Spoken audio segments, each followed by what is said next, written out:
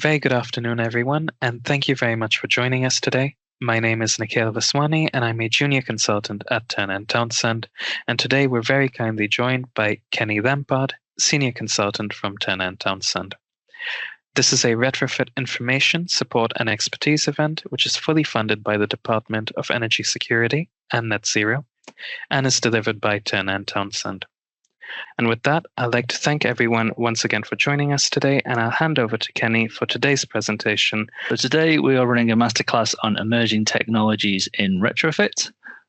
And just a quick run through the agenda here. We're going to start off by discussing the need for new and emerging technologies in retrofit. We'll then look at new and emerging space heating technologies, and then we'll follow that on with some water heating technologies. And then after that, we'll discuss some common challenges with replacing heating systems in retrofit. And then finally, we'll discuss some resources that are available. Okay, so the need for new and emerging technologies in retrofit. So the technologies that we're going to discuss today are all electric heating systems, as this is the preferred heating fuel for carbon reductions. With electricity, the carbon factors will continue to decrease as the national grid continues to decarbonize. So this is not something that can be done with fossil fuels. So all the heating systems that we're looking at today will all be electric heating systems.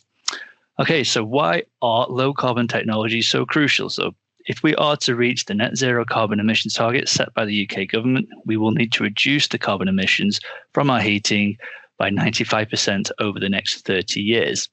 To put this into perspective, the average household generated 2,690 kilograms of carbon dioxide from space heating and hot water just in 2020.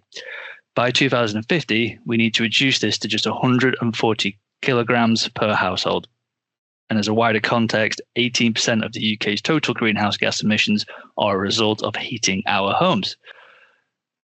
In this pie chart, we can see the breakdown of the energy use in a typical UK home. So you can see here that space heating accounts for 70.3%, with water heating providing 12.5% of UK energy consumption. So that is a combined 83% from space and hot water. So it's a significant proportion of a typical UK home. So if we are going to decarbonize our homes, this is by far the most impactful area to decarbonize. And whilst today, yes, we are looking at heating systems, it is important to emphasize the need to address fabric heat loss.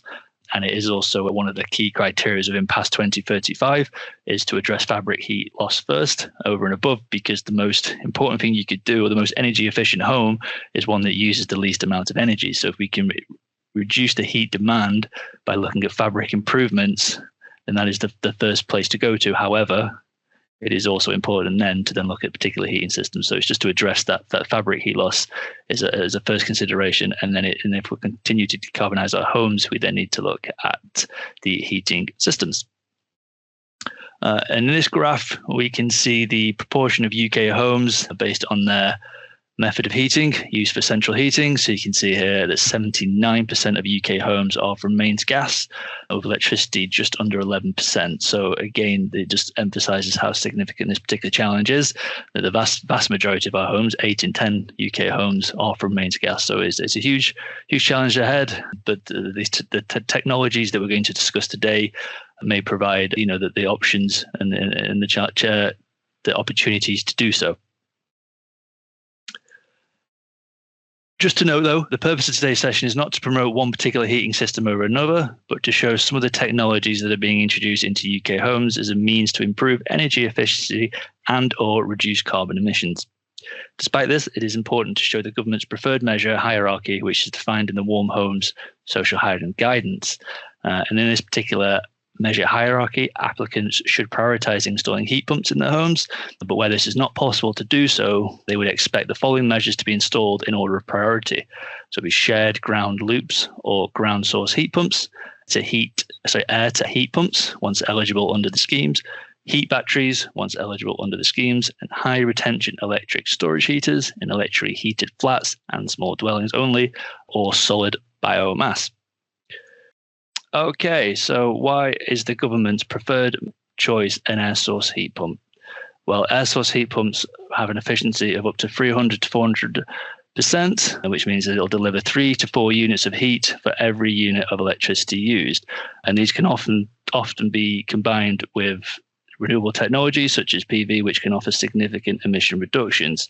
They work by absorbing ambient warmth using a refrigerant circuit and a compressor to raise its temperature, and then transferring this heat to water via a heat exchanger. Now, despite them being 300 to 400% efficient, they do have additional constraints, which might not always mean that they're suitable technologies for a typical retrofit. So some of these constraints could be planning constraints, particular with heritage buildings or protected buildings with historical significance. They do have a typical upfront costs of around £15,000. They can have some issues with noise, certainly in high density areas, and they do have space requirements and location, which is not always suitable for certain properties. It might be the case that you have a block of flats and a central combined or commercial heat pump might not be appropriate. And it might be the case then you'd have to use individual units, but again, because you've got a 6-story building, it might be the case that heat pump isn't eligible, wouldn't be very applicable in that scenario. So you might look at additional technologies. And that's what we're going to look at today is despite air source heat pumps being the main priority, there are other technologies available.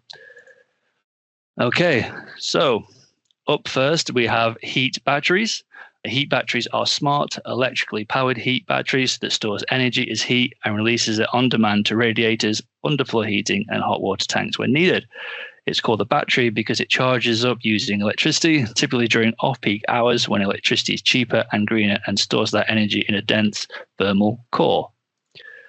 One particular example of this is the ZEB boiler by Tepeo. This ZEB is powered by electricity and works like a battery to store energy as heat until it is needed. Electric heating elements charge up a ceramic thermal core inside the ZEB, storing a lot of energy in a small footprint. When the home requires heat, a smart system releases the stored heat from the core into a property's wet heating system. The ideal home for a ZEB boiler is a home that has a particular energy consumption of up to 12,000 kilowatt hours of energy use per year for heating and hot water, and a daily heat consumption of 60 kilowatt hours or less, and a whole home heat loss of 5 kilowatts or less. So one of the things to consider here is it might not always be the case that a technology like this would be particularly useful in a larger properties, maybe detached properties, or ones that have no insulation installed. You might need to look at upgrading the fabric first before this technology can be used, but that's not always the case. And in fact, that wasn't the case in the case study that we have here at Bancroft Building in Nottingham. So this particular owner lived in a one-bed property, which is part of a converted old lace mill. Due to the flat's location, a heat pump was not considered a viable option. The existing heating system was a gas boiler, although it was no longer in use, and that particular occupant was having to use plug-in electric heaters just to get warmth during the winter. So they decided to look at installing a new heating system. The ZEB system was integrated into the same space as the previous boiler, without the need of a large water tank. And you can see on the bottom right image here, the actual boiler is on the bottom image there, and the image on the top there, so the product on the top is a water battery, which we'll actually talk about in future slides. But the actual battery that's providing the space heating is the one located on the floor, and it offers a sort of similar size to your sort of typical gas boiler. So in this particular scenario, it was an easy retrofit in terms of fitting it in with the existing space. Despite the old mill having uninsulated solid walls, the owner noted the boiler keeps the property warm throughout the year and kept running costs down. Some benefits and considerations with these technologies. So, as I mentioned there, it's an easier retrofit because it fits in the place of a boiler and does not require an outdoor unit.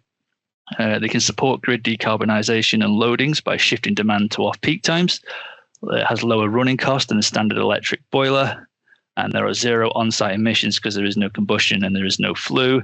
And as is often the case with many modern heating systems, they can be app controlled for remote monitoring and adjustments. However, there are some considerations. So currently it does not qualify for VAT relief or government grants like the boiler upgrade scheme. They're not combi boilers, so it might need a separate hot water cylinder, which adds to installation and complexity and space requirements. So it might be something that you will need to consider when looking at these products. If you don't have space for a cylinder, or you might need to make space in that cupboard. But you could see on that image in the previous slide that they can store them on top of the existing system. So if you've got a small cupboard space that this technology can fit in, then it can work. But they are best suited for homes with low to moderate heat demand and good levels of insulation. So it is something that might not be considered for larger detached properties or properties that are particularly sort of lack insulation levels or are located in some of the coldest spots of the UK. So it might be the case that you would have to look at installing insulation first, but you can obviously do the heat load calculations and get that sort of confirmed before you'd install such a product.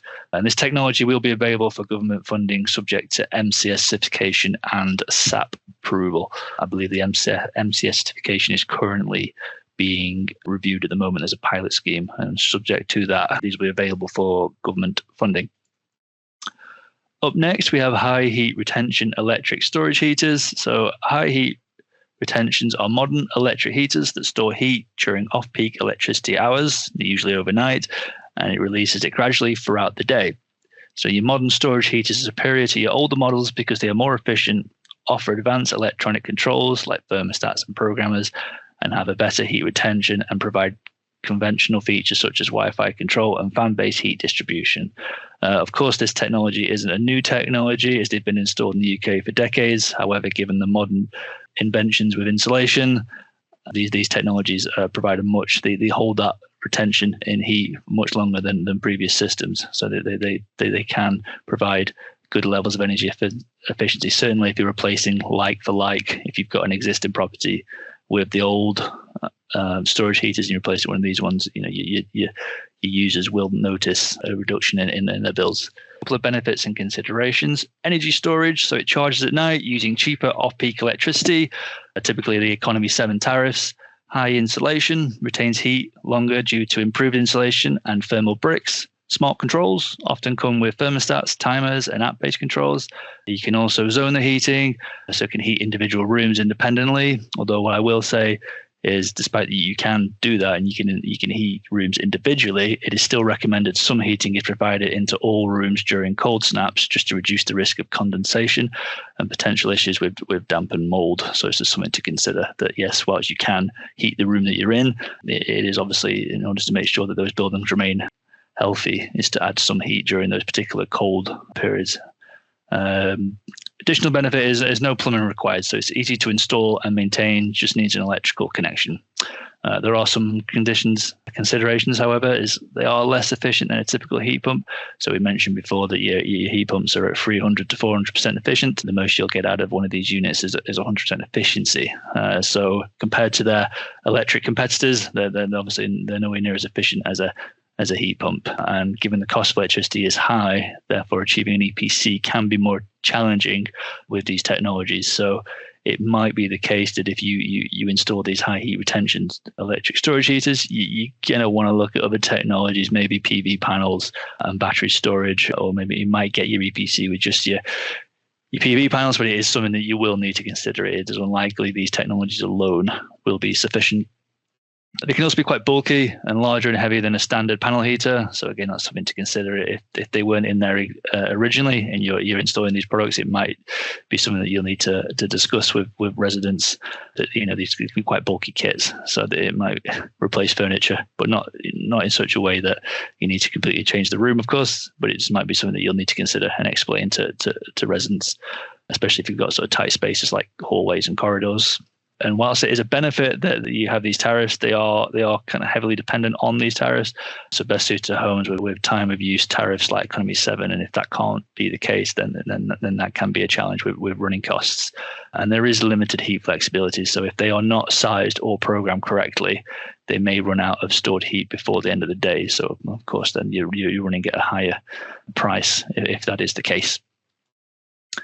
Up next, we have a very novel heating system, which is electric infrared skirting boards. These skirting boards are slim, wall-mounted panels designed to look like standard skirting boards, but contain infrared heating elements. These elements emit infrared radiation, which heats objects and surfaces in the room directly, rather than warming the air. The system uses infrared radiant panels integrated into an aluminium skirting profile, and these panels are connected to a standard 2040 volt electric supply. When activated, these panels radiate heat into the room, similar to the underfloor heating, but with much faster response times. Again, benefits and considerations. So they are space saving, combines heating and skirting in one unit, freeing up wall and floor space. So we have benefits and considerations of these products. They're space saving and combine heating and skirting in one unit, freeing up wall and floor space. They can be more efficient than your traditional radiators, often because the traditional radiators will require them to be bled, and if they're not bled, then you can obviously lose that efficiency there. And you've also got losses through the pipework, in a typical wet system, which you won't have in this scenario. They're a quick installation, so no need for pipework or floor alterations, ideal for retrofits and renovations. They have an aesthetic appeal, available in various different styles and finishes to match interior decor. So if you're looking for a tough sell, if somebody's maybe not willing to install a new heating system, then there's always the option to give them that extra flexibility. So that is available, and they are relatively low maintenance, so no moving parts or water systems. So there's minimal upkeep required. There is some considerations though, so they have limited heat outputs for large spaces, so they are again much better suited for well insulated and smaller homes. And again, because the cost of electricity is high, certainly compared to gas, achieving an EPC might be more challenging compared to other technologies. So again, it's more than likely if such a technology was to be considered, it would need to be combined with some renewable technologies, be it PV and battery storage, or it might just be that PV alone is sufficient, but it is likely that you would need to combine this particular heating system with some renewable energy technologies to try and offset those higher costs. Okay, up next we have infrared paper, and we have a particular example here by Next Gen Heating. Infrared paper, or sometimes ceiling paper, are thin metallic sheets that are hidden behind plaster or paint finish, which are then connected to the mains electricity of a house. The system can connect to any off-the-wall thermostat, or it can be connected to smart thermostats so the home can be heated when it's needed. But again, as is the case with the previous technologies, given the cost of electricity, to ensure the bills are low, these type of technologies will again likely need to be combined with other technologies, such as batteries and sort of your smart cylinders. So again, it's a good example is electric heating. So again, it's great to have, because as the national grid continues to decarbonize, then it's great having these technologies, because that electricity supply will continue to be achieve net zero by 2050. So that is great. But of course, those running costs are going to be much higher with electric compared to gas currently. So in order to offset that, you are going to look to combine with renewable technologies. That being said, we have an example here with Head and Housing Association. So they were looking to upgrade some housing stock for their over 55s in South Wales. And they chose to combine several new technologies to future-proof their housing stock and improve tenant comfort. And in these particular properties, they use heat batteries for hot water and infrared heating for the space heating. And they combine that with solar panels and electric batteries. And you can see there the image on the right hand side. You've got these products installed there, but you wouldn't know looking at that is obviously the roof has now become a heat emitter, and that's providing that infrared warmth across the room. And we've got a quote here from one of the residents who had said that visiting family had noticed that their living room is now cozy and warm, and it was one of the hardest rooms to keep warm. So yeah, it is a technology that has been used in social housing. So it works as an example, but again, in order to achieve that EPC, it would have had to have been combined with those additional technologies to achieve that requirement for funding. Okay, up next we have water heating technologies. So often with electric heating systems, there will need to be an electric water heating system unit, which is usually an insulated storage tank for hot water used in the central heating systems. And that will provide hot water to your taps and your showers. So up first, we have smart cylinders. These systems are designed to improve energy efficiency and flexibility in domestic heating. Unlike traditional hot water cylinders, smart cylinders use top-down heating and smart controls to heat only the amount of water needed. These systems can work with solar PV, direct electric heating, gas boilers, and both air and ground source heat pumps. So they're quite versatile products. In a gas consumption scenario, they can reduce gas by 21%. And improve heat pump system efficiency by up to 12% due to those smart controls and energy monitoring. One of the common suppliers within this market is the Mixergy product. And this Mixergy product improves energy efficiency by heating only the necessary amount of water, and again, using that smart top-down heating process. These systems use sensors and machine learning to understand usage patterns, allowing it to heat the water on demand and take advantage of those cheaper tariffs that are available. This selective on-demand heating makes it more efficient than the conventional tanks that heat the entire volume of water at once, leading to significant energy and cost savings. And we have another example here. Birmingham City Council partnered with Mixed-G to deploy advanced heat what you need water cylinders across its housing stock. And they obtained funding from the Social Housing Decarbonisation Fund. And over a 2-year period, these units had a reduction of their energy bills of £286,745, and that was a total energy saving of 328,587 kilowatt hours, which led to a reduction of 172 tons of carbon emissions. So again, these technologies are very, very, very good at reducing that water heat demand. So it's a real consideration for many social housing projects. Up next, we have water batteries. So these are hot water batteries, which are modern day energy-saving thermal storage systems made with high-performance phase change material to deliver mains pressure hot water reliably, safely, and more efficient than a hot water cylinder. These technologies use phase change material in their heat batteries to absorb and release thermal energy during a melting and freezing process.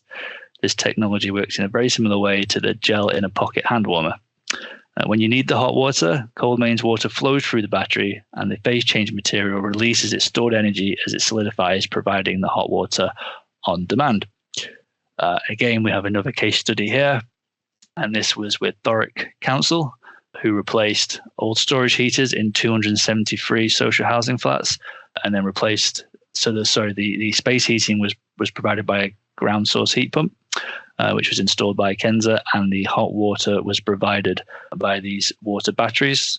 With these technologies combined, there was a 67% reduction for residents' energy bills and a total reduction of 70% of emissions in carbon emissions. And we have a quote here from a tenant who said that their energy bills had reduced from £75 per week to £21 for heating and hot water, so a significant reduction there. And in this particular scenario, there were some residents that had energy bills of up to £3,000 per year for heating and hot water. So you can imagine how that 67% reduction in bills would have been significant, so upwards of £2,000 in savings there, which would have obviously massively helped, certainly during the cost of the living crisis and the increase in energy demand. So again, another good example for hot water heating. This was the same technology that was used and combined with the ZEB TEPIO boiler in the first example. So they provided the ZEB boiler for space heating, and it was this technology that was used for the hot water heating system. So these technologies can also be combined and work together, as is the case here with a commercial heat pump as well. So these products are adaptable with other electric heating technologies. And then up next, we have solar cylinders. So this technology, it's not new, and it hasn't been, it's been around for quite some time now. However, what is new is that they are available and recognized in the new RDSAP 10 methodology. So they are now available for selection as of June of 2025.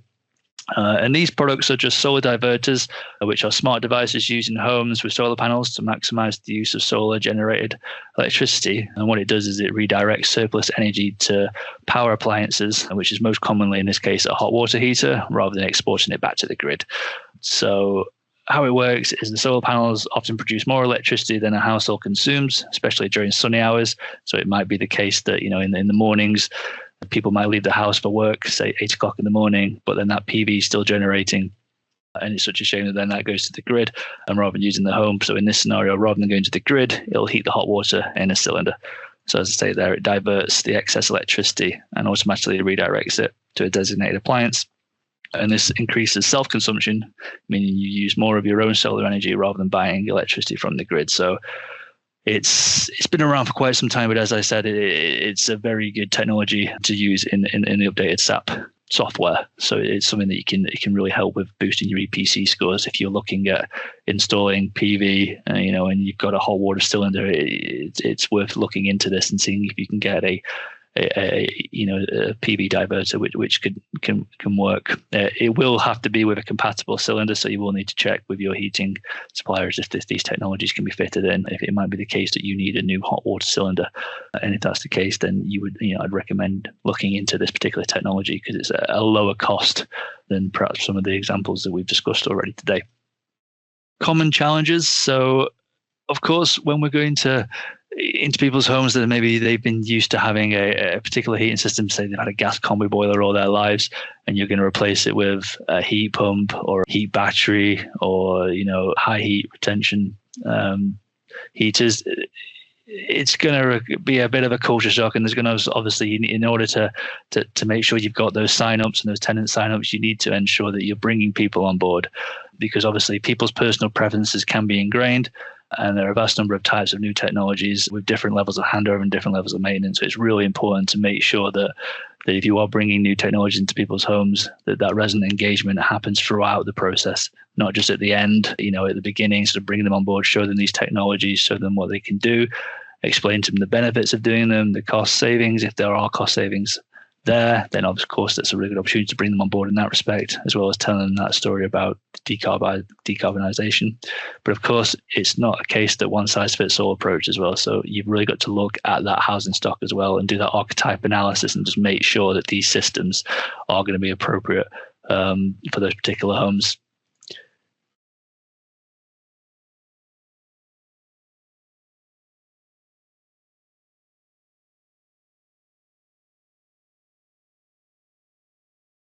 Just some tips here for installing new technologies. So, of course, as I mentioned, that you give advance notice, because it's really, really important to make sure people are aware of these changes that may be happening in their properties. You don't want to surprise people later on in the day. You want to make sure that they're engaged and they're on board.